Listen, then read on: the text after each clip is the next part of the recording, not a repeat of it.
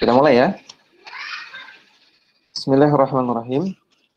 Assalamualaikum warahmatullahi wabarakatuh. Alhamdulillah rabbil alamin hamdan katsiran thayyiban mubarakan fih kama yuhibbu rabbuna wa yardah. Salatu wassalam ala nabiyyina Muhammadin wa ala alihi wa sahbihi ajma'in amma ba'du. Ikhwah fillah, para asatidzah, para ustadz dan ustadzah, rahiman wa rahimakumullah. Azakumullah wa iyyakum jami'an. Alhamdulillah pada kesempatan kali ini kita bisa kembali melanjutkan kajian rutin kita yang sempat lama sekali libur disebabkan karena adanya wabah. Alhamdulillah dengan segala keterbatasan yang ada, pada kesempatan kali ini kita bisa kembali mulainya. Semoga Allah Ta'ala memberikan keberkahan, semoga Allah Ta'ala memberikan kemudahan agar kita bisa terus menuntut ilmu syar'i, agar kita bisa menghilangkan kebodohan dari diri kita, agar kita bisa menyembah Allah Subhanahu wa taala dengan apa yang Allah inginkan. Ikhwah fillah rahimani wa rahimakumullah. Sebelum kita mulai kajian kita dari kitab Syarh Hadits Jibril alaihissalam, yang pertama saya ingin menyambut, saya ingin katakan ahlan wa sahlan wa marhaban bikum kepada para ustadz dan ustadzah yang baru bergabung dengan SDT yang Ya Bunaya.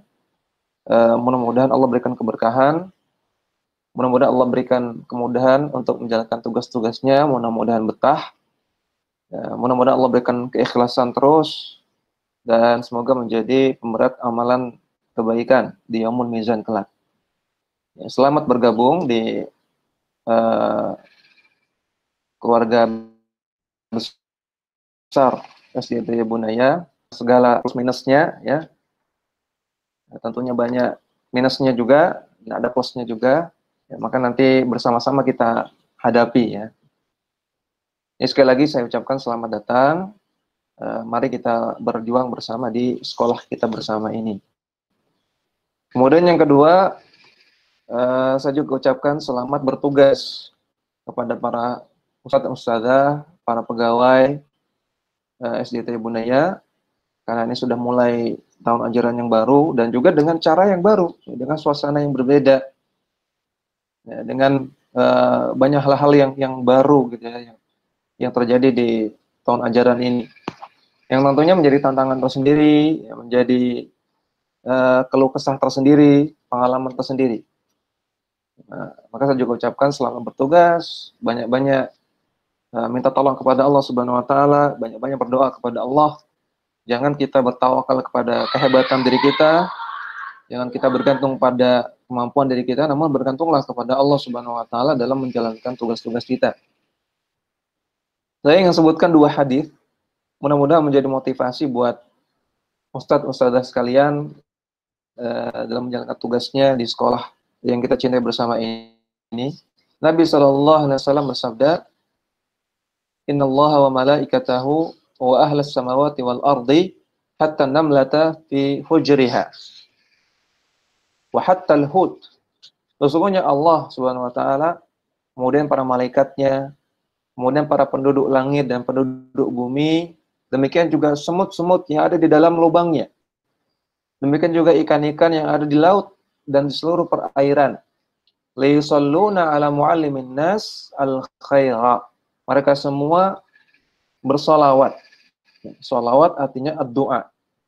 Solawat ini jamak dari as-solah. Solat. As-solah secara bahasa artinya doa.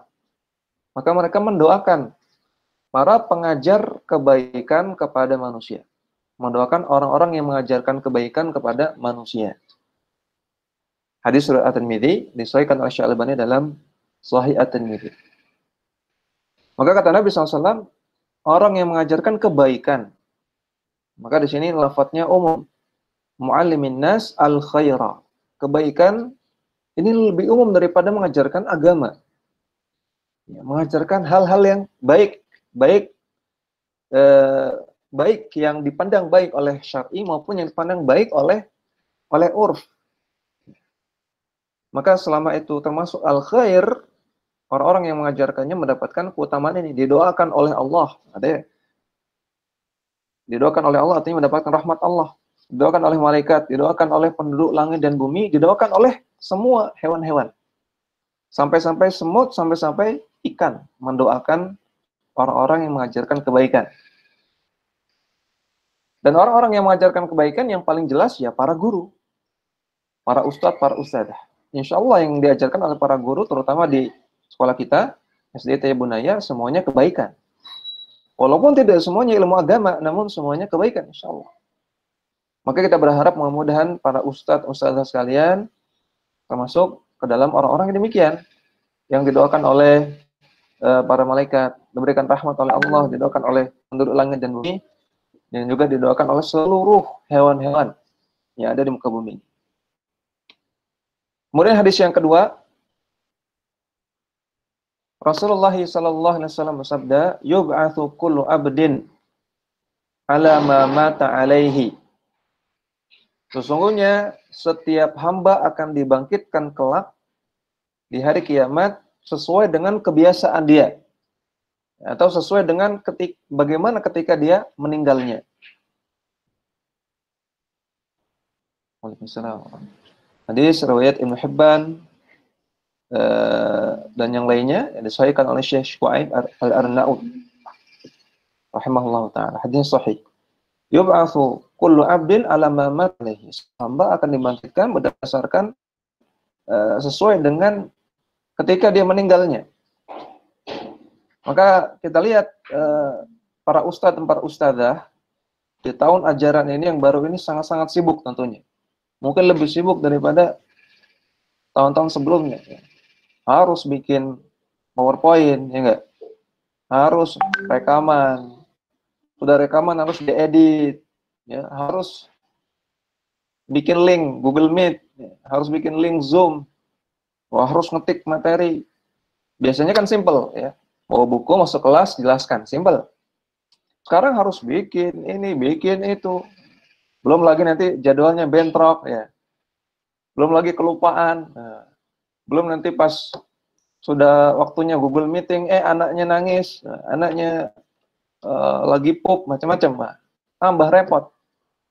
Ya. Namun ini kesibukan-kesibukan para ustadz dan ustadzah. Nah, sesungguhnya ini harusnya para ustadz dan ustadzah bersyukur punya kesibukan seperti ini. Sibuk ngajar. Waktunya habis untuk ngajar. Kebiasaannya adalah ngajar. Ngajar itu sudah menjadi hal yang kebiasaan dia, kebiasaan antum dan antuna sekalian. Maka berharaplah semoga Allah Subhanahu wa taala matikan kita dalam keadaan yang baik. Di antaranya mudah-mudahan kita dimatikan dalam keadaan sedang ngajar. Ini keadaan yang baik, keadaan yang husnul khotimah, keadaan yang mulia. Allah matikan kita dalam keadaan sedang ngajar, sedang ibadah pada Allah Subhanahu wa taala. Ngajar itu ibadah, terutama ngajar agama. Maka nanti akan dibangkitkan di hari kiamat dalam keadaan sedang ngajar, keadaan sedang ibadah. Berbeda dengan orang-orang yang kebiasaannya nggak manfaat. Ya, kebiasaannya cuman ketawa ke TV, ya, cuman bercanda-bercanda, ngobrol, ngalor ngidul, atau mungkin kebiasaannya malah perkara-perkara yang tercela. Biasanya bikin video TikTok misalnya, ya, main pokoknya maksiat. Maka dia akan dibangkitkan di hari kiamat dan karena seperti itu, waliyadzubillah. Maka beruntunglah para ustadz dan ustadzah kalian punya kesibukan yang baik. Kesibukannya adalah ngajar. Bahkan mungkin di luar jam kerja, kata Pak Nukholis, jam kerja selama wabah ini pagi sampai siang, sampai zuhur, ini jam kerja. Bahkan mungkin ustadz sekalian, saya yakin di luar jam 12, setelah jam 12 masih kerja. Di luar jam kerja masih kerja, masih ngajar, masih nyiapkan materi, ya enggak? Masih ngubungin para emak-emak, ya, yang nanya-nanya, para wali murid, ya, masih harus ngecek tugas-tugas murid-murid. Masya Allah. Habis waktunya untuk kebaikan, untuk mengajar.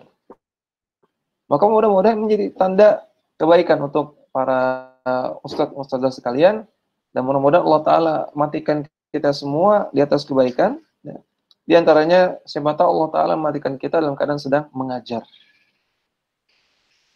Nah, ini dua hadis yang mudah-mudahan menjadi motivasi buat saya sendiri dan juga untuk para ustadz-ustadzah sekalian. Kemudian kita kembali membahas kitab yang sudah kita bahas sebelumnya pada kajian-kajian sebelumnya, yaitu kitab Syarah Hadits Jibril alaihissalam yang ditulis oleh Syekh Muhammad bin Shalih Al-Utsaimin rahimahullahu taala, yang kitab ini membahas hadis Jibril. Hadis Jibril, hadis yang ma'ruf, insyaallah di antara ustadz sekalian sudah pada mengenal, ya. Ini hadis nomor 2 dalam kitab Al-Arba'in An-Nawawiyah. Dan saya harapkan para ustadz ustazah menghafalkan kitab Al-Arba'in An-Nawawiyah. Ya, jadi jangan nyuruh anak-anak untuk menghafalkan, tapi ustadz-ustazahnya nggak hafal. Ya, kalau bisa ustadz-ustazah lebih dulu hafal daripada anak-anak. Nah, kitab Al-Arba'in An-Nawawiyah ini banyak sekali faedahnya, manfaatnya kalau kita hafalkan. Dan hadis ini hadis nomor 2, hadis yang paling panjang dalam kitab ini. Dan hadis ini memuat tentang pokok-pokok agama, yaitu rukun Islam dan rukun iman. Dan juga membahas di akhir-akhirnya membahas tentang asyratus sa'ah, tentang tanda-tanda hari kiamat.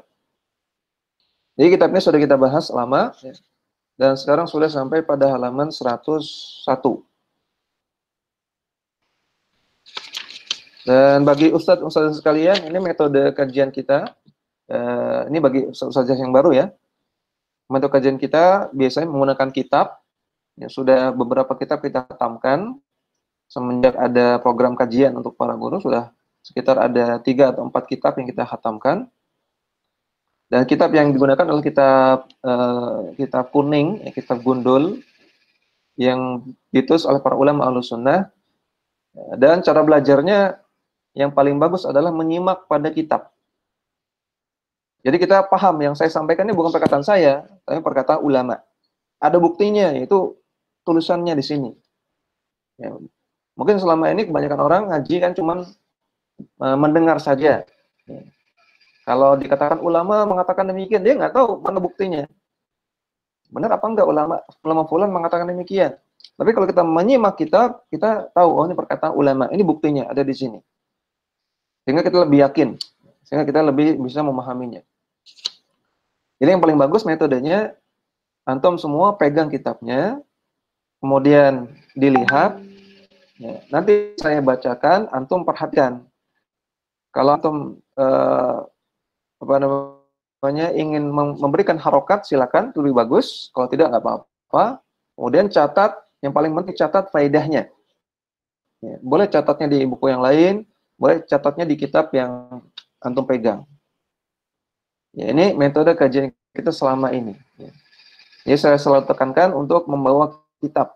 Ya, makanya saya kemarin sudah sampaikan ke Pak Nukhalis, ya, besok kita bahas kitab Syarah Hadits Jibril halaman 101. Ya, tolong disampaikan untuk bawa kitab besok. Yang belum punya kitab nanti diharapkan bisa memfotokopi. Ya, syukur-syukur ada dana dari kas sekolah. Kalau nggak ada ya pakai uang sendiri, insya Allah murah. Ini nggak nyampe 50.000 fotokopi kitab ini. Dan kebetulan saya belum menemukan PDF-nya. Jadi silakan fotokopi ke temannya, ya. Ya, kita mulai pembahasan kitab ini halaman 101. Kita sampai pada pembahasan as-sa'atu wa alamatuha. Hari kiamat dan ciri-cirinya. Ya, sebelumnya, hari kiamat ini banyak namanya. Dalam Al-Quran dan dalam hadis, Allah dan Rasul-Nya menyebutkan hari kiamat dengan banyak nama. Di antara namanya adalah as-sa'ah di sini. As-sa'ah artinya hari kiamat. Di antara nama yang lain hari kiamat adalah Yaumul Qiyamah. Di antara nama yang lain Yaumul Akhir. Di antara nama yang lain Yaumul Ba'thi, hari kebangkitan. Di antara nama yang lain At-Taghabun, Ghabun ini artinya kiamat. Dari kata-kata ghaban, ghaban artinya tertipu. Karena orang di hari kiamat banyak yang tertipu dengan dirinya. Kiranya dia baik, ternyata nanti di hari kiamat dia baru tahu ternyata dia rugi. Kemudian yaumul jam'i, hari pengumpulan. Yaumul hisab. Demikian juga al-haqqah, ini nama kiamat, al-haqqah. Nama lain dari kiamat. Demikian juga as-sakhah. Sakhah juga nama dari hari kiamat. Yaumul fasl, al-ghasyiyah. Apalagi al-qari'ah, al-waqi'ah, itu nama-nama kiamat. Banyak. Mungkin ada sekitar puluhan ya, sekitar 20-an nama-nama kiamat. Kalau antum perhatikan dalam Al-Qur'an banyak sekali Allah Ta'ala menyebutkan nama-nama kiamat dengan sebutan yang lain. Zini Syekh Muhammad bin Shalih Al-Utsaimin mengatakan, "Tsumma qala Jibril lin Nabi sallallahu alaihi wasallam." Dalam hadis Jibril, malaikat Jibril mengatakan kepada Nabi sallallahu alaihi wasallam, "Akhbirni 'anis sa'ah." Kabarkan kepada saya tentang kiamat. Mata takunu? Kapan terjadinya? Faqala Nabi sallallahu alaihi wasallam, maka Nabi bersabda, "Mal mas'ulu anha bi'a'lama minas sa'ili." Orang yang ditanya tidak lebih tahu daripada yang bertanya. Ini kata Nabi sallallahu alaihi wasallam. Maka perhatikan di sini malaikat Jibril sebetulnya ingin mengajarkan sesuatu namun dengan cara bertanya. Makanya sudah sering saya ulang-ulang ya, terutama kepada para guru, pada para ustadz-ustadzah, bahwasanya di antara cara mengajar adalah dengan tanya jawab. Nggak apa-apa, guru itu nanya kepada murid, padahal guru sudah tahu jawabannya. Namun pertanyaan ini gunanya untuk pengajaran, sebagaimana yang dilakukan oleh malaikat Jibril. Malaikat Jibril menggunakan metode tanya jawab untuk mengajarkan Nabi SAW dan juga mengajarkan kaum muslimin. Maka di antara metode pengajaran adalah dengan tanya jawab, dengan pertanyaan. Kata para ulama, faedahnya adalah kalau guru itu bertanya, maka otomatis murid akan konsentrasi. Beda dengan kalau guru itu hanya menyampaikan, terus ngomong, terus. Maka bisa jadi murid itu dengar, bisa jadi enggak. Bisa jadi matanya ke depan, tapi pikirannya lagi kemana-mana muridnya. Lagi mikirin mainan, lagi mikirin makanan, atau ngantuk. Kalau gurunya cuman ngomong terus, klasikal. Tapi kalau gurunya nanya, pasti kan otomatis muridnya harus konsentrasi. Ya ini, Ustadz nanya apa nih? Saya bisa jawab nih, kalau nggak bisa jawab saya malu. Dia akan mikir. Dia akan terpancing otaknya untuk berpikir, untuk bekerja. Ini diantara kelebihan metode tanya jawab, metode pertanyaan. Maka nanti silakan diterapkan ya. Walaupun kalau modelnya online seperti ini agak susah ya. Itu kalau kelas 1, kelas 2, ya kalau gimana anak-anak? Sudah sarapan? Sudah. Wah, rame jadi. Ya, kalau ditanya sama ustadznya kali, ya, nanti yang jawabnya banyak itu, macam-macam. Oh saya sudah pakai tempe, oh saya pakai burger, saya pakai ini, rame. Nanti silakan dipikir gimana caranya supaya bisa ada metode tanya jawab, walaupun belajarnya online. Kemudian fal mas'ulu huwa Rasul sallallahu alaihi wasallam. Yang ditanya adalah Rasulullah sallallahu alaihi wasallam. Wasailu Jibrilu alaihi salam. Dan yang bertanya adalah malaikat Jibril alaihissalam. Kulluna ya'lamu anna hadaini rasulain afdhalur rusuli. Kita semua mengetahui bahwasanya dua rasul maksudnya Rasulullah dan malaikat Jibril. Para malaikat disebut oleh Allah dalam Al-Qur'an dengan sebutan rasul. Mereka juga para rasul. Mereka utusan karena mereka diutus oleh Allah Subhanahu wa taala kepada para nabinya. Allah mengutus malaikat kepada nabi, maka malaikat juga rasul. Dua rasul ini, yaitu malaikat Jibril dan Nabi Muhammad SAW adalah afdharur rusul, adalah rasul yang paling terbaik. Malaikat Jibril adalah rasul terbaik di kalangan malaikat, Dan Rasulullah SAW rasul terbaik di antara para nabi dan rasul. Fa Jibrilu afdalul malaikati. Malaikat Jibril adalah malaikat yang paling utama. Wa Muhammadun sallallahu alaihi wasallam afdalul bashari. Dan Muhammad sallallahu alaihi wasallam adalah manusia yang paling utama. Manusia sejak Nabi Adam sampai manusia yang paling terakhir di hari kiamat, yang paling utama itu Rasulullah sallallahu alaihi wasallam. Bahkan tidak hanya itu, bal afdalul khalqi 'alal itlaq. Bahkan Rasulullah adalah makhluk yang paling terbaik secara mutlak. Berarti Rasulullah SAW lebih utama daripada malaikat Jibril, lebih utama daripada malaikat.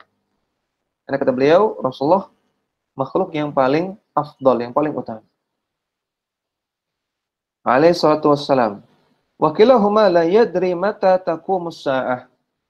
Dan dua-duanya malaikat Jibril dan Nabi Muhammad SAW tidak mengetahui kapan terjadi hari kiamat. Padahal ini dua makhluk yang paling utama. Sudah paling pol, nggak ada yang lebih pol lagi di kalangan makhluk. Namun dua-duanya nggak ada yang tahu kapan hari kiamat.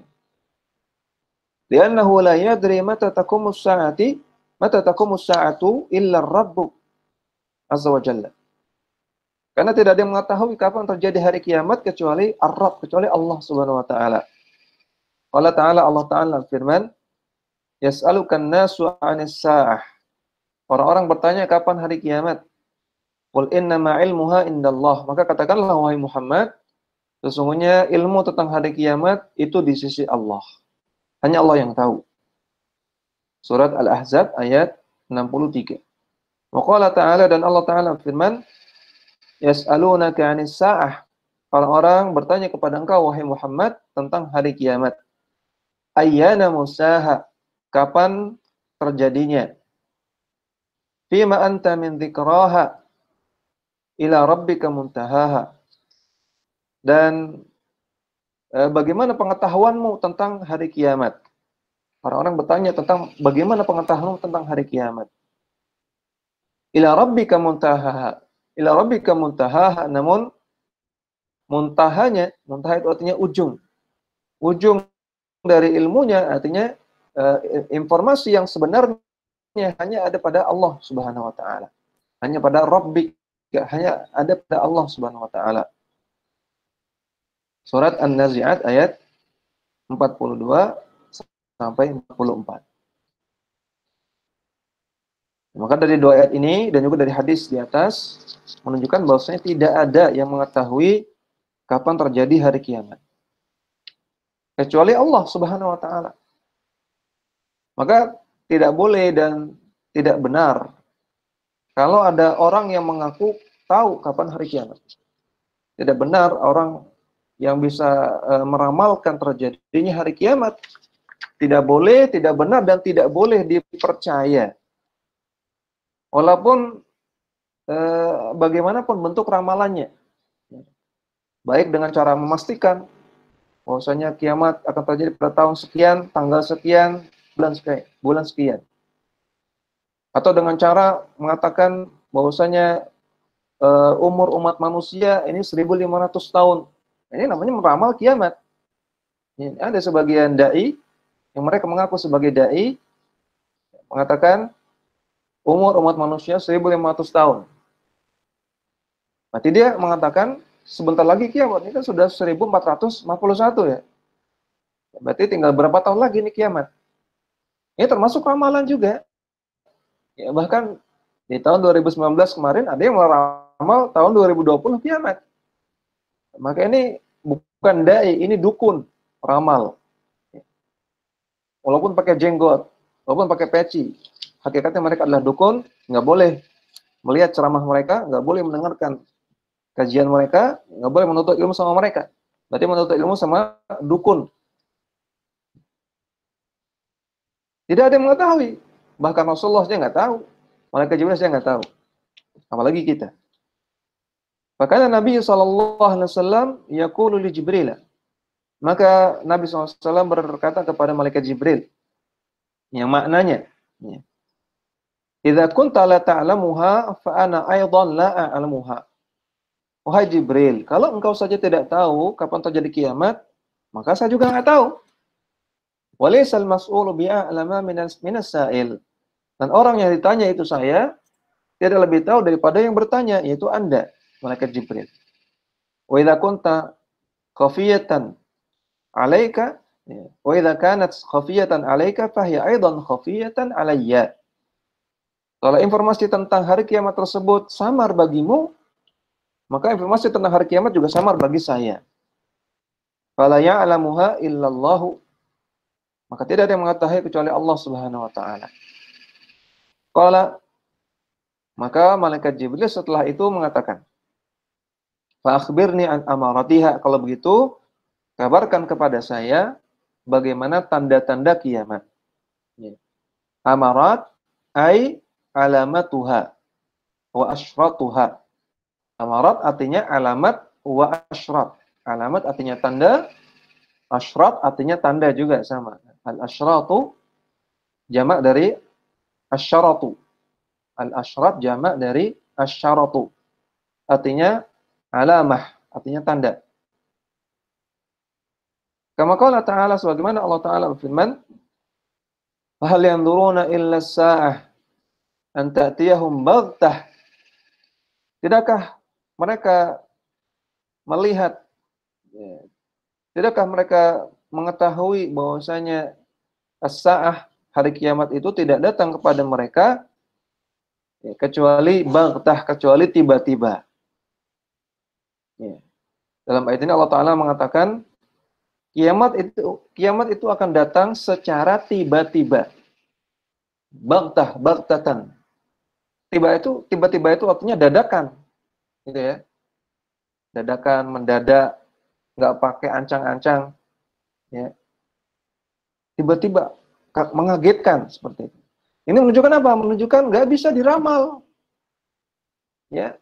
Walaupun seseorang itu mengilmui tentang semua asyratus sa'ah, tentang tanda-tanda hari kiamat, tetap dia nggak akan bisa meramal kapan terjadi hari kiamat.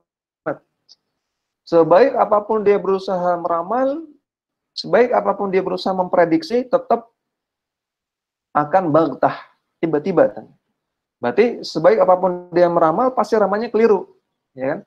Kalau ramalannya benar, berarti dia nggak akan kaget, ya kan? Kalau orang bisa meramal hari kiamat, berarti ketika kiamat terjadi, oh nggak kaget, oh saya udah tahu, ini biasa, B aja, saya nggak kaget. Kalau bisa meramal seperti itu, tapi kiamat nggak bisa diramal, kata Allah. Ya, ayya anta'tiyahum baghtah, kiamat akan datang tiba-tiba. Berarti ini semakin menguatkan nggak ada yang bisa meramal hari kiamat. Jadi jangan percaya sama ramalan hari kiamat. Dan juga kalau kita renungkan, ya, kalau orang ikut kajian tentang cocok logi ramalan hari kiamat, emang apa sih faedahnya? Tidak memberikan faedah apa-apa. Ya. Kalau dia, oke lah, setelah saya ikut kajian 2 jam dengan Ustadz Fulan, saya akhirnya mengetahui prediksi kiamat adalah sekian. Terus kenapa? Kalau tahu ramalan kiamat, terus kenapa? Paling-paling nanti ujung-ujungnya disuruh beli perumahan akhir zaman, ya. Beli emas, beli dinar. Ujung-ujungnya duit. Lebih bagus daripada kita mencoba memprediksi hari kiamat, menebak-nebak kapan hari kiamat, kita sudah persiapkan diri kita. Itu yang paling penting. Memprediksi hari kiamat nggak perlu, nggak penting. Nggak pernah Rasulullah perintahkan, nggak pernah Allah perintahkan. Yang penting itu mempersiapkan diri kita untuk menghadapi hari kiamat, menghadapi kematian. Itu yang penting. Jadi sekali lagi, kiamat datangnya baghtah, secara tiba-tiba. Faqad jaa asyratuha. Kata Allah, namun telah datang tanda-tandanya. Yang hikmahnya, dengan kita mengetahui tanda-tanda ini, kita semakin takut. Kita semakin istidad, kita semakin siap-siap menghadapi hari kiamat. Ya bukan untuk bahan cocok logi, ya. Jadi adanya hadis-hadis, adanya ayat tentang tanda-tanda kiamat, bukan untuk di otak-atik, dicocok logi, kemudian nanti dikait-kaitkan dengan hal-hal aneh-aneh, bukan. Tapi supaya kita bisa refleksi diri, kita bisa persiapkan diri kita, sudah siapkah kita menghadapi kematian? Ya, surat Muhammad ayat 18. Ya, maka di sini Allah Ta'ala katakan kiamat itu ada tanda-tandanya. Faqad jaa asyratuha. Wa asyratus sa'ah hiyal alamat ad-dallah ala qurbiha. Dan tanda-tanda kiamat artinya adalah tanda-tanda yang menunjukkan dekatnya hari kiamat. Waqad qassamaha al-ulama ila thalathati aqsamin. Para ulama membagi tanda-tanda kiamat menjadi 3 macam. Yang pertama, ya ini pembagian ma'ruf. Dan saya rasa untuk ustaz-ustazah harus paham pembagian ini, ya, supaya bisa disampaikan kepada anak-anak. Yang pertama, al-qismul awal, jenis yang pertama, tanda-tanda kiamat yang jenis pertama adalah asyraton madat wantahat. Tanda-tanda yang telah berlalu dan sudah berhenti. Artinya tanda-tanda kiamat yang sudah terjadi dan hanya terjadi sekali, tidak berulang. Al-qismu tsani, yang jenis kedua, asyratun lam tazal tatajaddadu wa hiya wasatun. Tanda-tanda kiamat yang terus-menerus terjadi, yang tatajaddad, yang dia berulang terus. Dan ini wasat, ini tanda kiamat yang pertengahan. Sering juga disebut dengan asyratun sughra, tanda-tanda kiamat yang kecil. Jadi terjadi terus-menerus, namun terjadi, namun terjadinya terus-menerus. Berbeda dengan yang pertama, sudah terjadi namun cukup sekali. Al-qismu tsalis, yang ketiga, asyratun kubra, tanda-tanda yang besar. Takunu inda qurbi qiyamatis sa'ah. Yang ini terjadi ketika mendekati hari kiamat.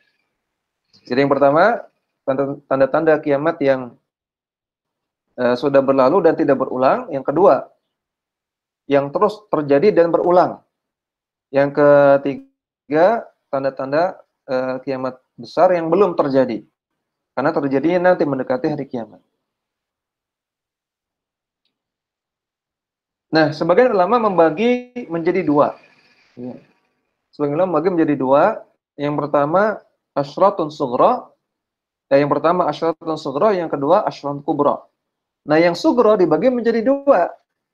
Yang sudah terjadi dan tidak berulang, dan yang kedua yang masih terus terjadi dan berulang. Nah, jadi ada ulama yang mengkategorikan yang al-qismul awal ini, jenis yang pertama ini, kepada asyratun kubra, asyratun sughra, tanda-tanda kecil. Namun tanda-tanda kecil ini dibagi menjadi 2, ada yang sudah terjadi dan tidak berulang, dan ada yang terus terjadi dan berulang.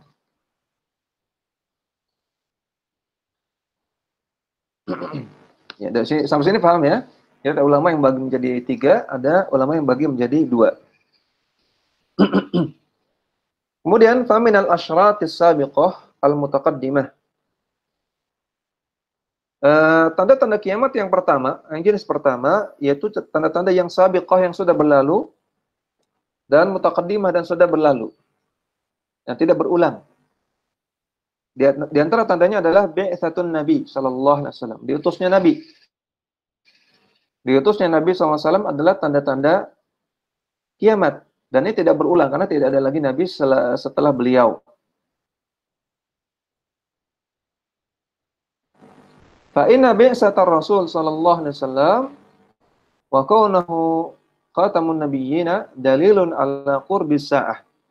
Karena diutusnya Rasulullah SAW dan bahwasanya beliau adalah penutup para nabi, ini merupakan dalil, merupakan tanda dekatnya hari kiamat. Walihada qala Nabi sallallahu alaihi wasallam, oleh karena itu Nabi bersabda, bu'istu ana was-sa'atu kahataini. Aku diutus, antara aku diutus dengan hari kiamat itu seperti ini. Ya. Wa asyara bis sababati wal wusta. Nabi SAW memberikan isyarat dengan sababah. Sababah artinya telunjuk, dan wusta, dan jari tengah. Ya. Menunjukkan sangat dekat sekali. Jari telunjuk dengan jari tengah sangat dekat sekali.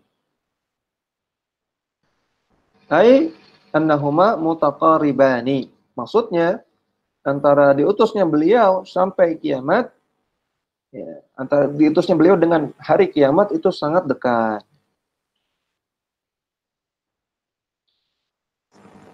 Ini diantara tanda kiamat yang jenis pertama, yaitu yang sudah terjadi dan tidak akan berulang. Ini cuma disebutkan satu.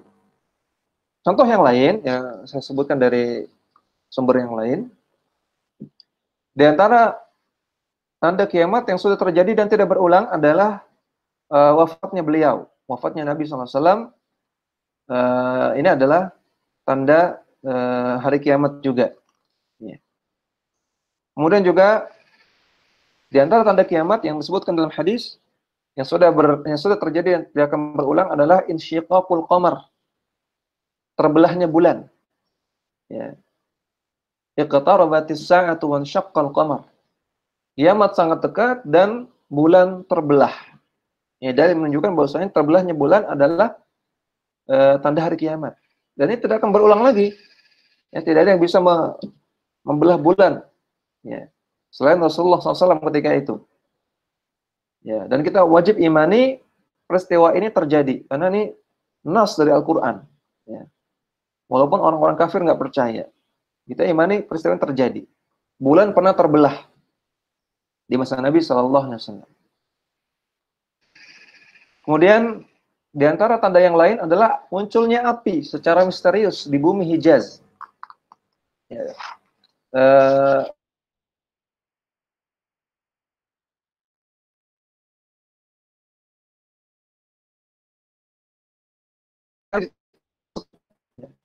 Mau menyebutkan tahunnya.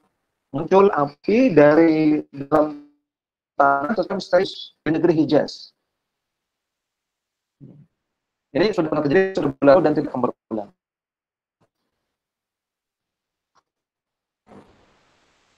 Dan yang lain banyak ya.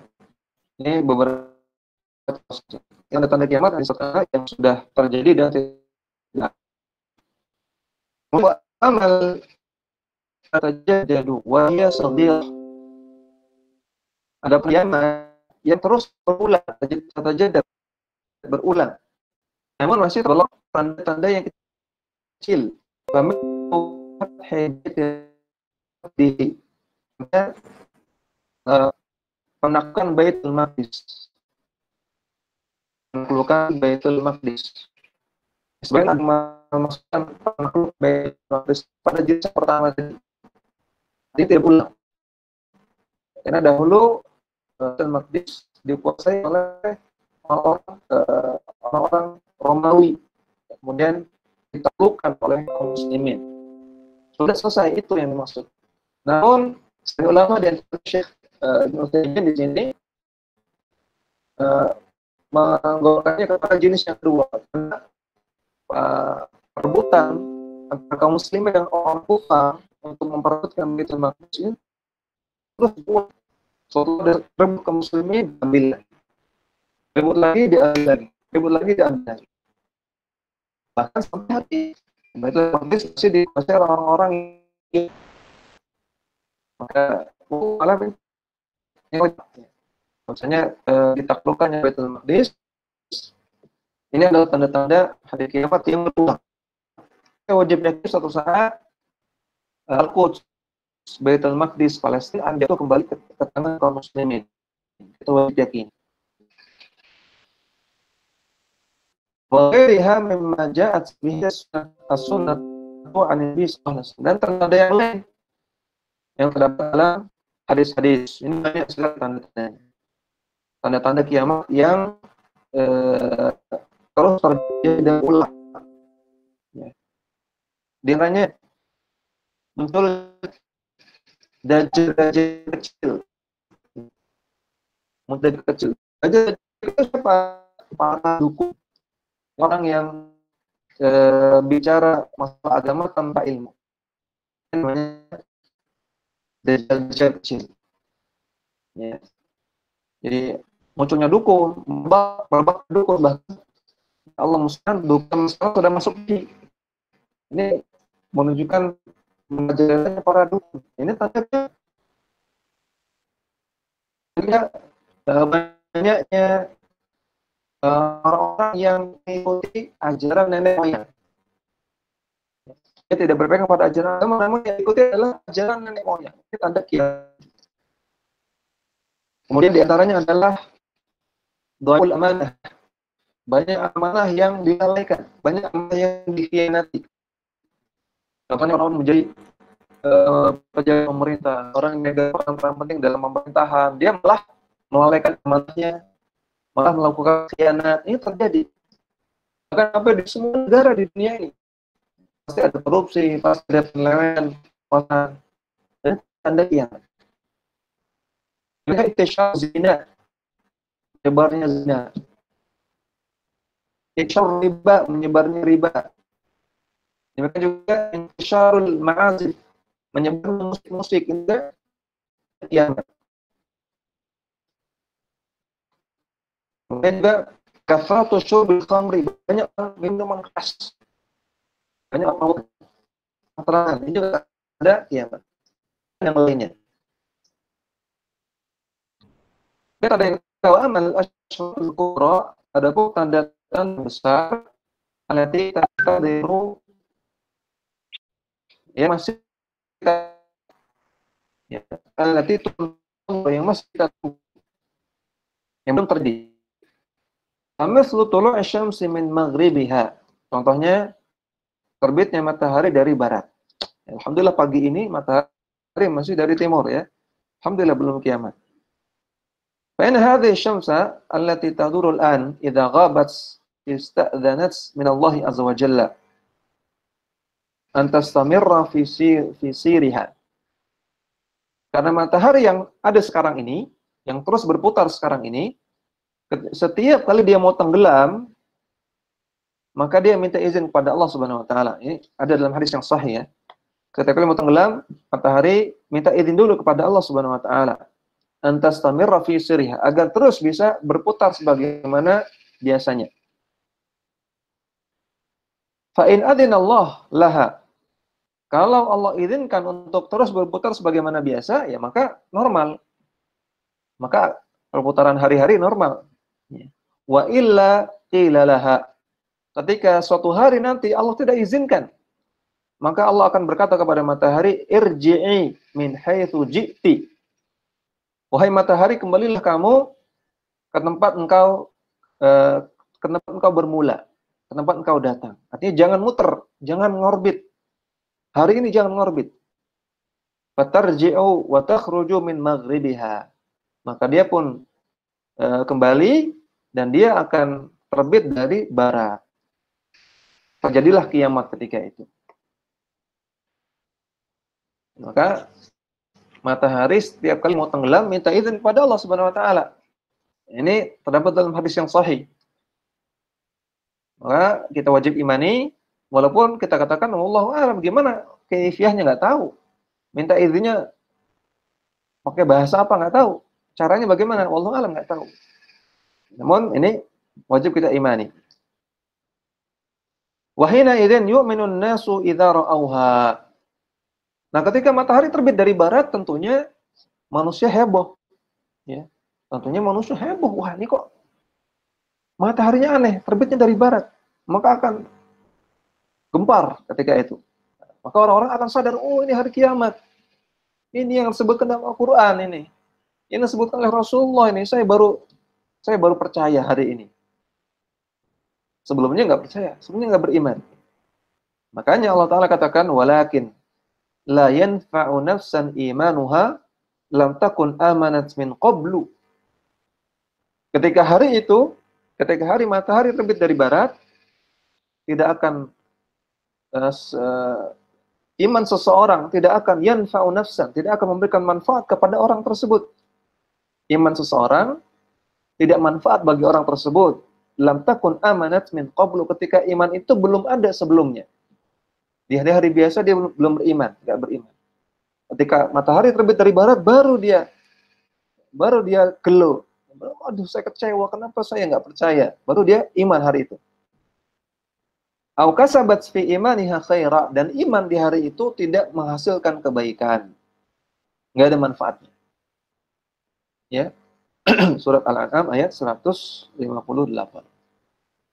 Demikian juga taubat tidak ada manfaatnya. Kata Nabi SAW dalam sebuah hadis yang sahih, "Innallaha yaqbalu taubatal 'abdi ma lam tatlu'u syamsu min maghribiha." Sesungguhnya Allah Ta'ala terus-menerus menerima taubat seorang hamba selama matahari belum terbit dari barat. Selama mataharinya masih terbitnya normal. Ketika matahari terbit dari barat, sudah nggak diterima taubat. Gak manfaat. Antum mengatakan, ya Allah saya taubat, saya baru sadar. Gak manfaat seperti itu. Maka itulah deadline dari taubat. Taubat itu ada deadline-nya. Yang pertama, hari kiamat. Yang kedua, ketika roh sampai ke kerongkongan. Kata Nabi SAW, "Innallaha yaqbalu taubatal 'abdi ma lam yugharghir."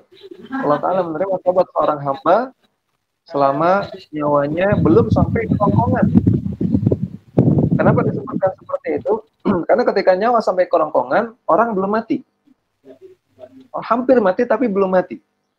Maka ketika orang hampir mati, dia terpikir untuk taubat. Aduh, saya baru nyadar ini, saya banyak dosa. Saya baru nyadar saya telah lalai menunda-nunda taubat. Ya, maka saya bertobat sekarang.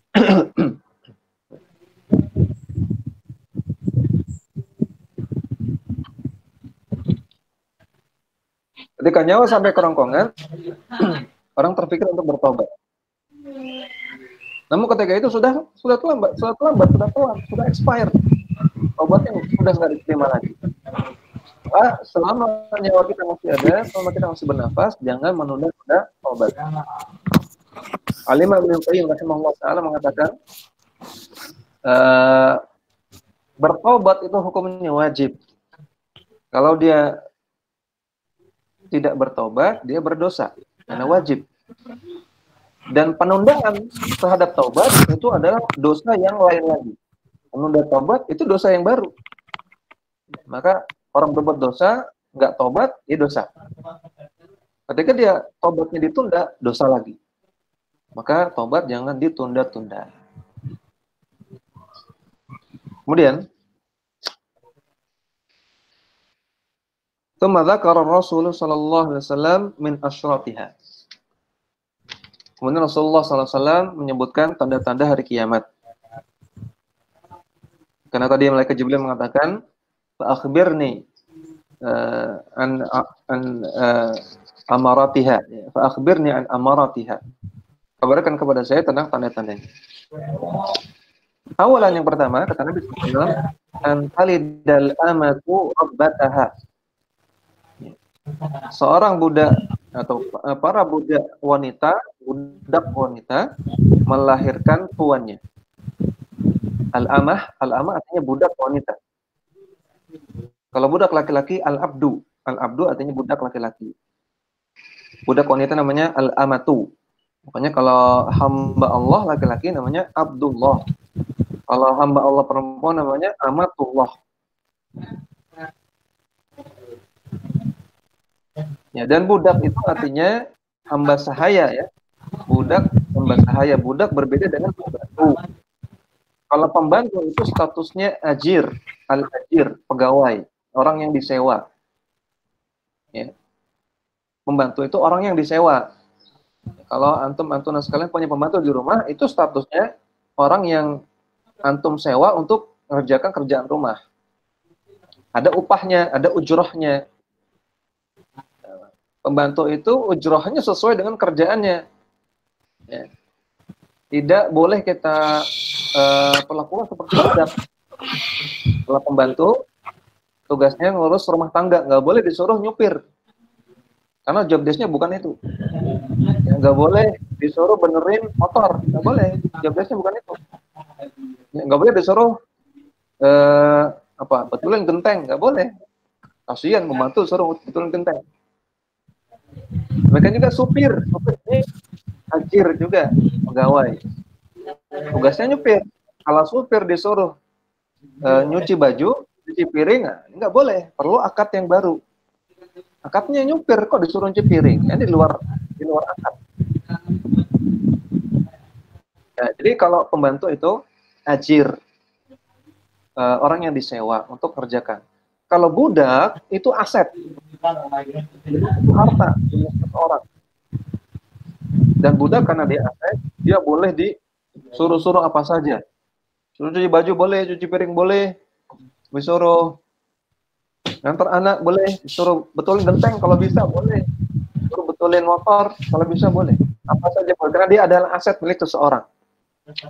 Jadi bedakan antara pembantu dengan budak. Alhamdulillah jam sekarang sudah tidak ada budak, kecuali sedikit sekali. Kalau Ustaz Erwandi, Hafizahullah Ta'ala, Erwandi Tanmiri, beliau pernah mengatakan di sebagian negara Afrika sana masih ada budak. Sebagian negara Afrika sana masih ada perbudakan. Namun sedikit, dan kalaupun ada harganya mahal. Jadi, satu budak itu 500 juta. Ya. Atau MM-an kalau nggak salah beliau katakan. Ratusan juta, satu budak. Ya, kalau pengen beli budak, harganya 500 juta. Ya, mendingan sewa pembantu ya, daripada punya budak. Jadi alhamdulillah sekarang sudah hampir tidak ada perbudakan. Dan mudah-mudahan kita tidak menemui masa-masa ada perbudakan. Wa fi riwayatin, dalam riwayat yang lain, antalidal amatu rabbaha. Budak wanita melahirkan tuannya. Kalau tadi rabbataha artinya budak melahirkan tuan perempuan. Ya, juraganwati. Ya. Kalau riwayat yang lain, antalidal amatu rabbaha. Budak perempuan melahirkan juragannya, melahirkan tuannya. Wa ma'na hadza anna min asyratis sa'ah anna al-amata allati kanat tuba'u wa allati kanat tuba'u wa tashtari talidu man yakunu asyadan wa malikin. Maksudnya, di antara tanda hari kiamat adalah budak-budak wanita yang biasanya diperjualbelikan, dia melahirkan orang-orang yang akan menjadi tuan dan pemilik dia. Bahya kanat mamlukatan fil awal. Maka awalnya budak ini dimiliki oleh seseorang, wa talidu min yakunu asyadan malikin. Kemudian dia melahirkan anak-anak yang menjadi tuan mereka. Ya. Dalam fikih ini namanya ummu walad. Namanya ummu waladin, ummu walad. Ummu walad adalah budak yang dimiliki oleh seseorang, kemudian digauli oleh tuannya. Dan budak itu gauli ya, artinya boleh berhubungan intim dengan tuannya. Ya, ada syarat-syaratnya, diantaranya budaknya perempuan, tuannya laki-laki. Ya, kalau tuannya itu perempuan, budak laki-laki nggak boleh. Tuannya laki-laki, budaknya perempuan. Sebagaimana Rasulullah punya budak. Ya, Maryah Al-Qibtiyah, budaknya Rasulullah.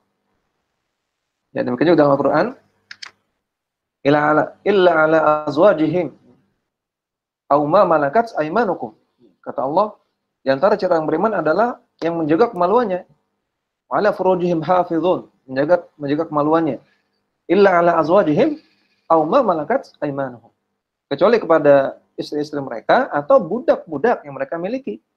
Budak boleh digauli berdasarkan nas Al-Qur'an. Ya. Namun ya tadi, kalau pengen punya budak, bayar 500 juta, ya. Jadi nggak mudah. Jangan dipikir wah nih, Islam ini pikirannya porno. Ini banyak orang liberal mempermasalahkan masalah ini, kok budak boleh digauli gitu ya. Ini kok dikit-dikit menggauli. Ini nggak mudah ya. Orang yang punya budak itu nggak mudah. Ini nggak seenak seperti beli kacang goreng. Dan budak itu statusnya aset. Dan budak dalam Islam itu dihormati, ada hak-haknya. Ya, nggak seperti yang di TV-TV ya, nggak seperti di film-film. Budak dalam Islam itu mulia.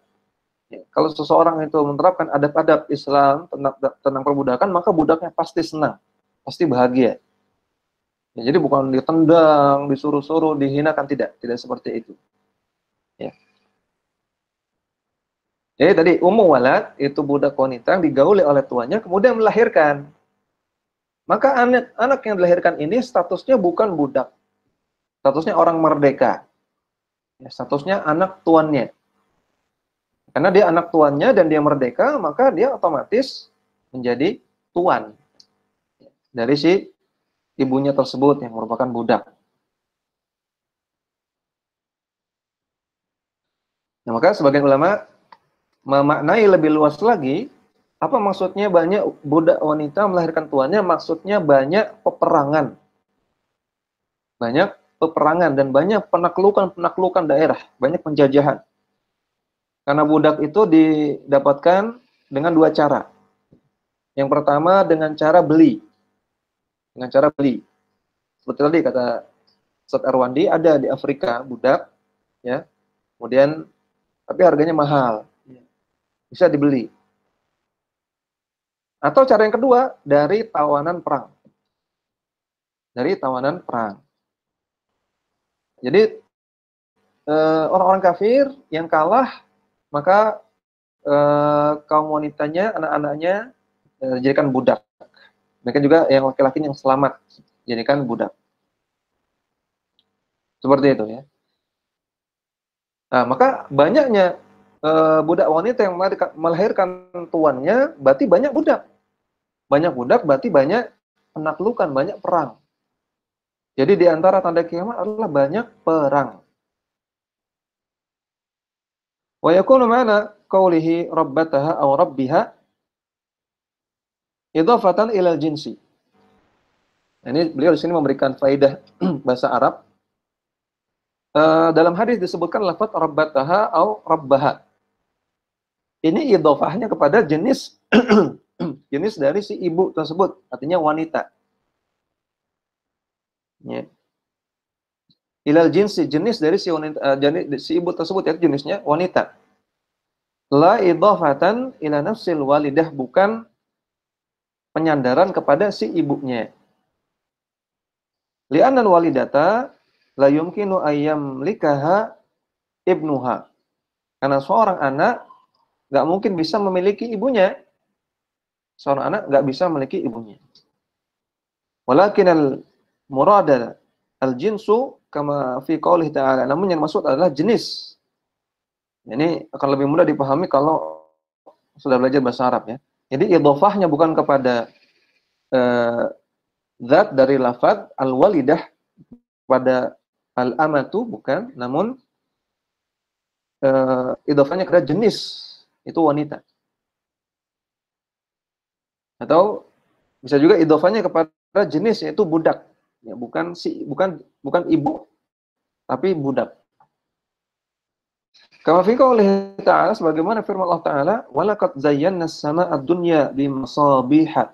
Sungguh telah kami hiasi langit-langit dunia dengan masabih, dengan lampu-lampu, maksudnya dengan bintang-bintang. Wa ja'alnaha rujuman lisyayatin, dan kami jadikan bintang-bintang tersebut sebagai pelempar bagi setan-setan. Surat Al-Mulk ayat ke-5. Wa dhamiru fi ja'alnaha, dhamir yang ada pada kata-kata ja'alnaha, dhamir ha, ini namanya dhamir ha, ya'udu ila alladhi yarmi bihi asy-syahabu. Ini kembali kepada sesuatu yang syahab. Syahab itu zat yang panas. Syahab itu sesuatu yang panas yang ada pada sesuatu yang terang. Kalau kita nyalakan api unggun, maka di sana ada arang-arangnya, ada bara apinya. Itulah syahabnya. Kalau kita nyalakan lampu lama kemudian panas, nah itu syahabnya. Maka bintang pun ada syahabnya karena bintang bercahaya. Maka yang dilempar oleh Allah itu syahabnya itu. Yang membuat setan kepanasan itu ya syahabnya itu. Lakin lamma kanat hadhihi syahabu takhruju minan nujum udhifat ila dhamirin ya'udu 'alaiha. Namun ketika syahab ini keluarnya dari nujum, keluarnya dari bintang, maka dhamir ha-nya kembali kepada bintang. Ja'alnaha. Ha-nya kalau dalam teks ayat tadi kembali kepada masabih, kembali kepada bintang. Namun yang dimaksud bukan bintang. Yang dimaksud adalah syahabnya. Zat panas yang ada dalam bintang tersebut. Maka sama seperti tadi, antalidal amatu rabbataha, hanya kembali kepada al-amah, namun maksudnya adalah jenis dari al-amah atau jenis dari al-mar'ah, wanita. Banyak wanita yang melahirkan tuannya. Gitu, bukan banyak ibu yang melahirkan tuannya, ini terjemahannya kurang tepat. Bukan banyak ibu melahirkan tuannya, karena ibu tidak bisa dimiliki oleh anaknya, kata beliau di sini. Nah, maksudnya banyak wanita yang melahirkan tuannya. Kadzalika rabbuha aw rabbataha fal muradu al jinsu. Demikian juga kata-kata rabbuha dan juga kata-kata rabbataha, maksudnya adalah jenisnya, ai annal amata talidu man yakunu sayyidan. Maksudnya seorang budak wanita akan melahirkan orang menjadi tuan bagi dia.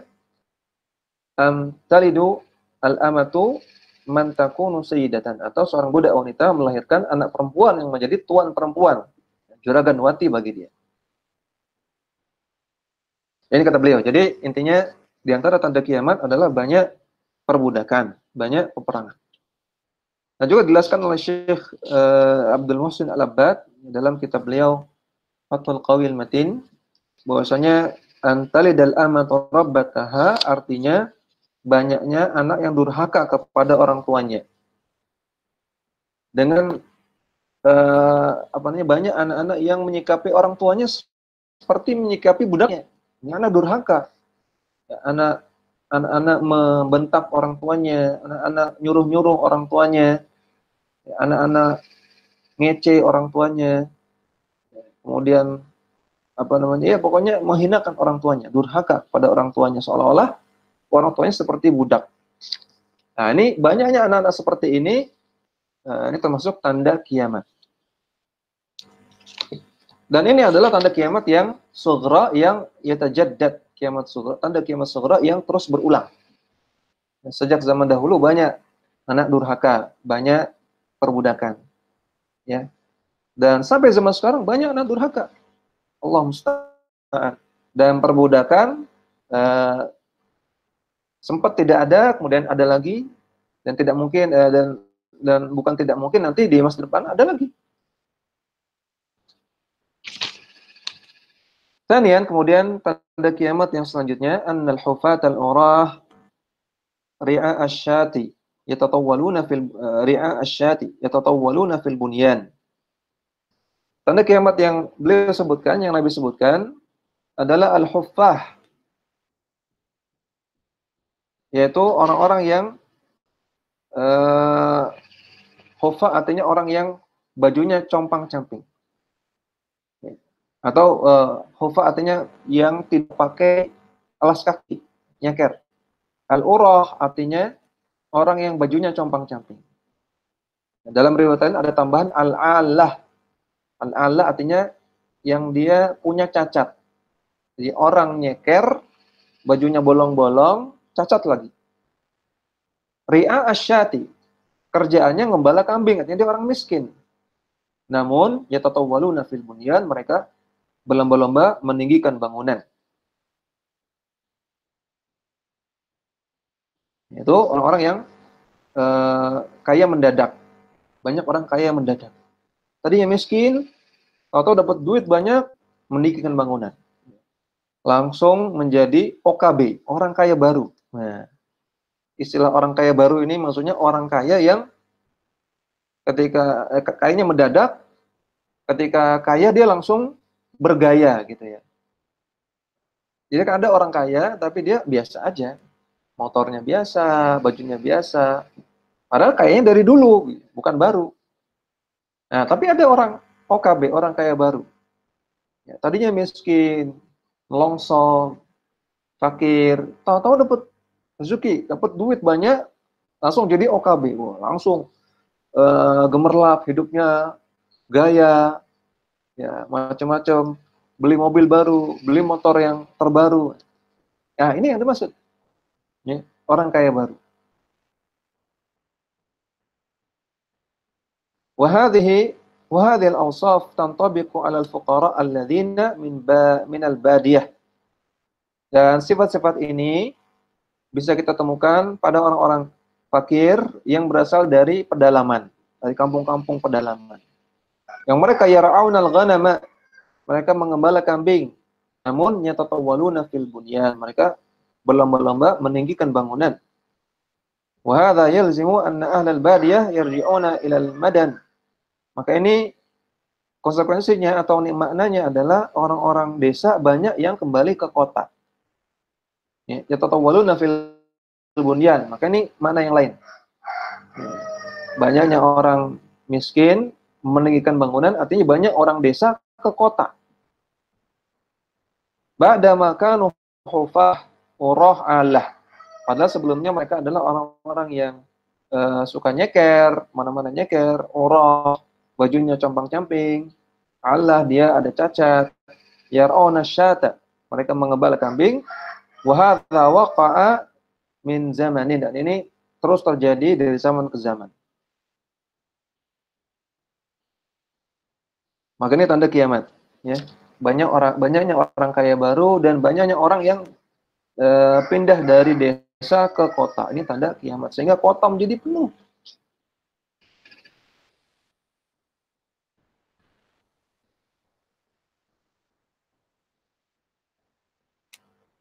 Ya, namun boleh perhatikan tidak semua tanda-tanda kiamat itu buruk. Walaupun sebagian besar, mayoritasnya tanda-tanda kiamat adalah tanda-tanda yang buruk, karena semakin jauh orang dari masa kenabian, maka masa itu semakin buruk. Ya, semakin dekat kepada masa kenabian semakin baik. Semakin dekat kiamat semakin buruk. Maka tanda-tanda kiamat kebanyakannya adalah hal yang buruk. Namun tidak semua. Contohnya ini, banyaknya orang desa ke kota. Maka ini belum tentu buruk. Ya, belum tentu buruk. Kalau memang di desa itu banyak kerusakan, ya, di kota banyak ilmu, ya ini baik. Di desa orang masih banyak yang berbuat kesyirikan, berbuat kebid'ahan. Di kota banyak majelis ilmu, dia bisa ngaji, bisa ngikuti sunnah, maka ini baik. Bukan berarti ini nggak boleh pindah ke kota, ya. Saya juga dari Bogor ke sini, ke Jogja. Jadi bukan berarti ini melarang pindah ke kota, tidak. Demikian juga bukan melarang mendirikan bangunan. Kalau memang anaknya banyak, misalnya ya, anaknya 10, ya butuh kamar banyak.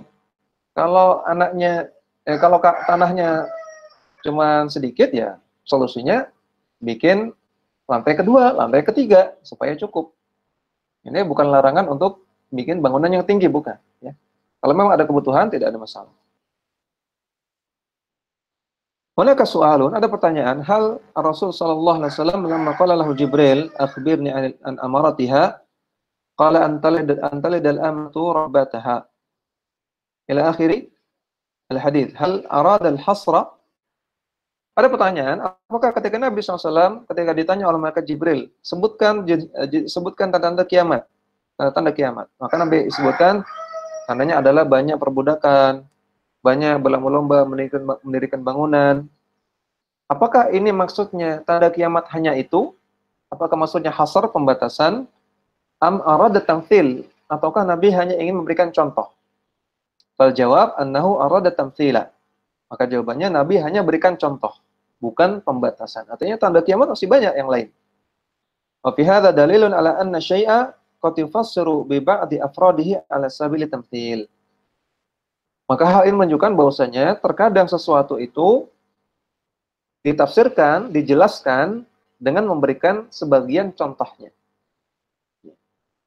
Misalnya contoh nih, kalau Ustadz ngajar, anak-anak sebutkan apa itu alat transportasi. Maka kalau anak-anak menjawab, oh Ustadz, alat transportasi itu mobil, becak, motor. Nah, ini jawaban yang benar. Berarti ini mendefinisikan sesuatu dengan menyebutkan sebagian contohnya. Seperti di sini. Yufassiru syai'an, menafsirkan, mendefinisikan sesuatu dengan cara menyebutkan sebagian contohnya. Boleh. Jangan disalahkan ya jawabannya. Sebutkan apa itu alat transportasi. Anak-anak jawabannya mobil, becak, motor, pesawat. Yang disalahkan karena ini masih termasuk dalam definisi. Walaupun yang definisi yang ada dalam buku paket Alat transportasi adalah semua sarana untuk memindahkan manusia misalnya.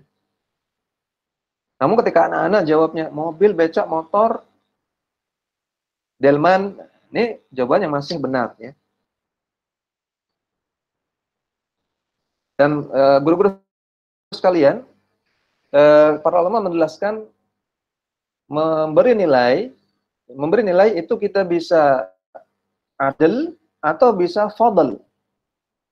Bisa adil atau bisa fadl. Adil itu artinya nilai yang sesuai. Nilai yang sesuai. Fadl artinya nilai yang berlebih. Jadi jangan dikira kita ngasih nilai hanya adil saja. Harusnya begini ya begini. Kalau di definisi buku begini ya harus begitu. Nah, berarti kita hanya membatasi diri ngasih nilai itu adil saja. Adil itu pas gitu lah. Pas. Padahal para ulama mengatakan hendaknya guru itu ngasih fadl, ngasih kelebihan. Ya. Tentunya selama tidak melakukan kecurangan, selama tidak melakukan kezaliman ya. Yang ganteng kasih nilai banyak, yang jelek, yang kurang ganteng kasih nilai dikit misalnya. Oh, yang kerudungnya bagus, anak yang kerudungnya bagus kasih nilai bagus, yang kerudungnya jelek nggak kasih nilai bagus. Ini nggak boleh kalau itu, nggak boleh zalim, nggak boleh tebang pilih, nggak boleh pilih kasih. Namun boleh memberi nilai itu fadl. Ini anak kamu jawabannya kurang nilainya sekian, nilainya harusnya 7. Oh, tapi ini adabnya bagus. Nah, ini sikapnya bagus, hormat sama guru, tak kasih 7,5. Ini boleh. Ini bukan zalim, ya ini nggak curang. Ini bukan katrol nilai. Bukan, ini namanya fadl, memberikan karunia. Memberikan tambahan.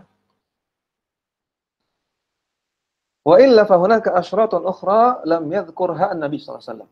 Namun di sana ada beberapa ciri-ciri lain, ada tanda-tanda lain yang Nabi tidak sebutkan.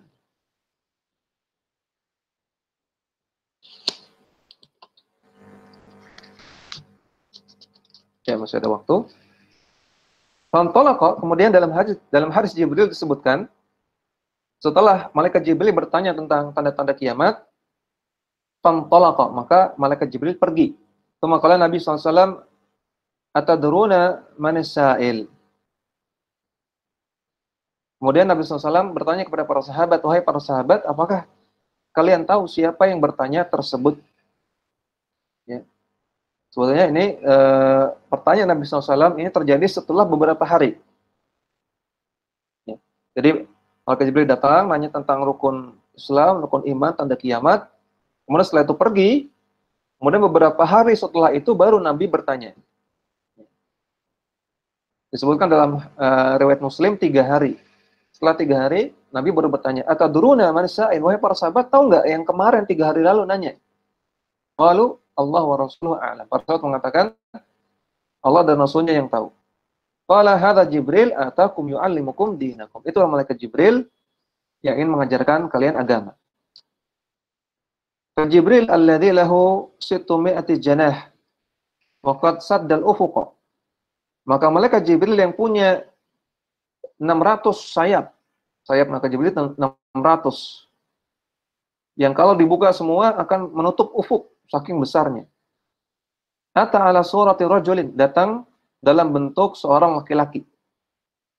Dan malaikat Jibril itu ketika menyerupakan diri dalam bentuk manusia lebih banyak menyerupakan dalam bentuknya Dihyah al-Kalbi. Seorang sahabat Nabi namanya Dihyah al-Kalbi. Ini wajahnya yang paling sering dipinjam oleh malaikat Jibril. Ya. Dipinjam ya, tapi Dihyahnya masih hidup ya. Bukan Dihyahnya dipingsanin, enggak. Wajahnya dipinjam oleh malaikat Jibril. Kemudian malaikat Jibril datang dalam rupanya beliau. Tsumma qala yu'allimukum dinakum. Nabi mengatakan malaikat Jibril ingin mengajar kalian agama. Wa ma'ana alladhi 'allamana ad-din huwa Nabi sallallahu alaihi wasallam. Padahal yang sebetulnya yang mengajarkan kita agama adalah Nabi sallallahu alaihi wasallam.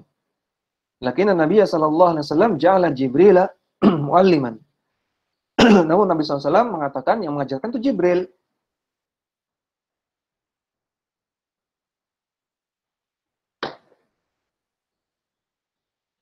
Li'annahu huwa alladhi sa'ala. Karena beliaulah yang bertanya. Wa kana ta'limu bisababihi. Dan adanya pengajaran itu adalah sebab pertanyaan malaikat Jibril. Fa yustafadu minhu annal mutasabbiba kal mubashiri.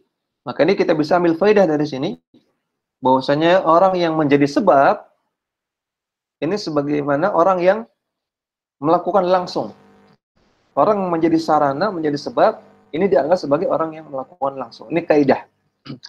Makanya Nabi SAW bersabda, ad-dalu ala khairin kaman fa'alahu.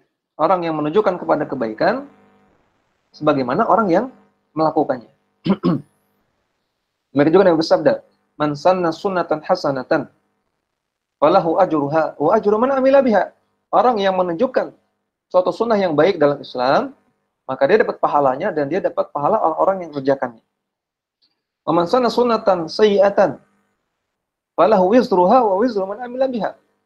Orang yang menunjukkan suatu keburukan, maka dia dapat dosanya dan dosa dari orang-orang yang melaksanakan keburukan tersebut.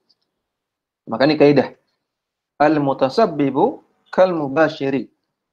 Orang yang menjadi sebab, orang yang menjadi sarana, hukumnya sama seperti orang yang menjadi pelaku langsung. Makanya Nabi juga bersabda, la'anallahu akilar riba wa muwakkilahu wa katibaihi wa syahidaihi. Allah Ta'ala melaknat pelaku orang yang makan riba, yang ngasih makan riba, yang nulisnya dan yang menjadi saksinya. Karena harusnya kan, atau mungkin sebagian orang menyangka harusnya kan yang dosa yang makan aja. Kenapa yang ngasih makan kok dapat dosa juga? Karena dia menjadi mutasabib. Jadi sarana, adanya riba itu. Adanya yang nyatet juga sarana. Jadi sarana, adanya riba itu. Adanya yang menjadi saksi juga sarana. Maka dia semuanya kena. Ya, al-mutasabbib kal mubashir. Orang menjadi sebab, menjadi sarana, statusnya sama seperti orang yang melakukan langsung. Waqad akhadha al-fuqaha'u qa'idatan min hadha min babil jinayat. Maka para ulama fikih mengambil kaidah dari sini dalam bab jinayat, dalam bab kriminal. Qalu, mereka mengatakan al-mutasabbibu kal mubashir. Orang menjadi sebab itu sama seperti pelaku utama. Walihada sama Nabi sallallahu alaihi wasallam Jibril alladzi tusabbibu li ta'limir Rasul sallallahu alaihi wasallam. Oleh karena itu Nabi SAW menyebut malaikat Jibril sebagai yang mengajarkan, padahal beliau hanya tusabbib, hanya memberikan sarana, hanya menjadi sebab. Maka dalam bab jinayat, dalam bab fikih kriminal, ada kaidah al-mutasabbib kal mubashir. Orang yang menjadi sebab yang sama seperti yang melakukannya.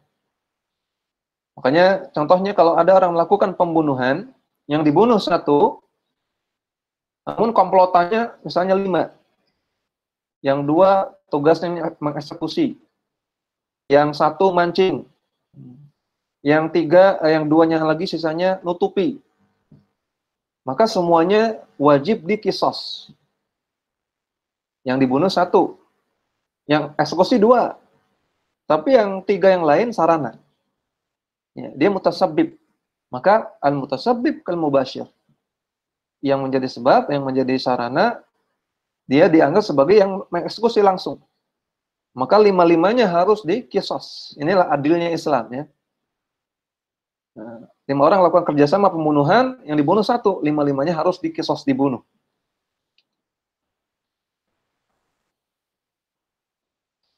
Hadza ad-dinu alladhi ajaba bihi Jibril sammahu mu'alliman. Rasulullah SAW mengajarkan agama ini, padahal Rasulullah hanya menjawab, sedangkan yang nanya itu malaikat Jibril, namun Rasulullah mengatakan, menamai malaikat Jibril sebagai mu'allim, sebagai pengajar.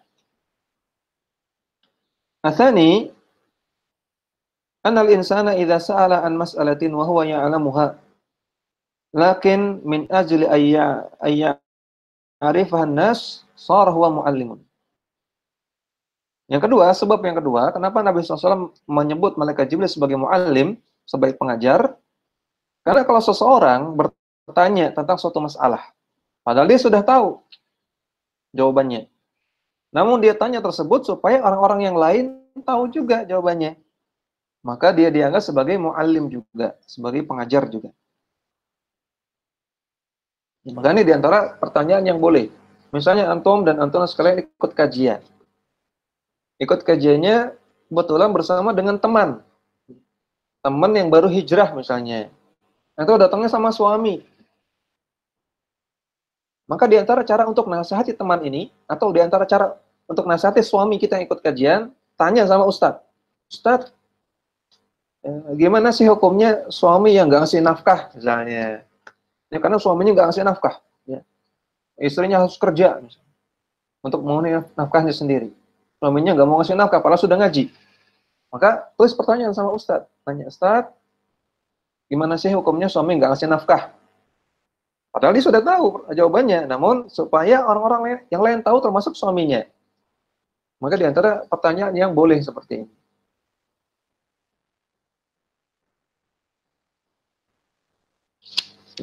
Kemudian di sini Syekh mengatakan wassallallahu wasallam ala nabiyyina Muhammadin wa alihi wa sahbihi ajma'in. Beliau bersalawat kepada Rasulullah. Wa bihadza intaha hadits Jibril walhamdulillah rabbil alamin. Maka dari sini sudah selesai pembahasan tentang hadis Jibril, ya, dan beliau memuji Allah Subhanahu wa taala. Namun masih ada pembahasan tentang beberapa hal yang terkait dengan mafatihul ghaibi, tentang kunci-kunci ilmu gaib. Ya, demikian yang bisa kita sampaikan. Ya, semoga Allah berikan kemudahan dan keberkahan. Ya, mungkin di situ dulu ya kita cukupkan. Mudah-mudahan dan bisa kita amalkan dalam kehidupan kita sehari-hari. Wassalamualaikum warahmatullahi wabarakatuh. Wa ala alihi wa sahbihi wasallam. Wa akhiru da'wana alhamdulillahi rabbil alamin. Subhanakallahumma wa bihamdika asyhadu an la ilaha illa anta astaghfiruka wa atubu ilaik. Assalamualaikum warahmatullahi wabarakatuh.